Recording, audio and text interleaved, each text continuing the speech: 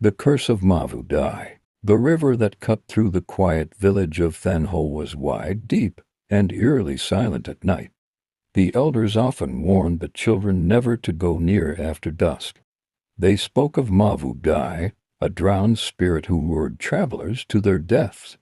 Many dismissed the tales as folklore until the night Heen learned the truth. Heen was a fisherman, proud and stubborn, who laughed at old stories. "Ghosts cannot drown me," he would boast. "I've lived on this river all my life." But pride has a way of blinding men, and one fateful evening, he ignored the warnings and set out to fish under the pale moonlight. The water was strangely still. No wind stirred, no frog croaked, and the oars made no sound as they sliced the black surface. Then, out of nowhere, he heard a soft, mournful song drifting across the water.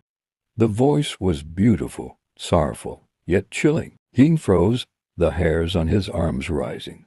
A woman's figure appeared at the edge of the river bank, her long black hair wet and clinging to her pale face. Her odai floated unnaturally around her, as though underwater though she stood on land. Her eyes were dark voids that reflected no moonlight. "You should not be here," she whispered, though her lips never moved. Heen's heart pounded, but he forced a laugh. "A trick of the mist," he muttered.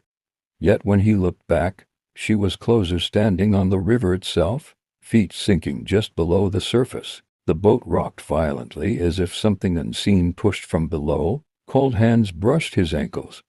Panicking, Heen grabbed his paddle, but it snapped in half like rotten wood. From the depths, pale arms reached up, clawing at the boat's sides. Water sloshed inside as whispers filled the air, hundreds of voices moaning, weeping, calling his name. Heen's lantern flickered, then went out. He was left in darkness. The woman's voice grew louder, echoing inside his skull. Join us in the deep." The river erupted with faces bloated, eyeless, their mouths forever open in screams.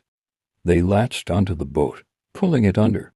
Heen screamed, struggling against the hands dragging him down, but his lungs filled with icy water. The last thing he saw was the woman's face inches from his, her expression twisted into a cruel smile as she whispered, "You should have listened." By morning, his boat was found drifting empty. No sign of Heen was ever recovered, though some villagers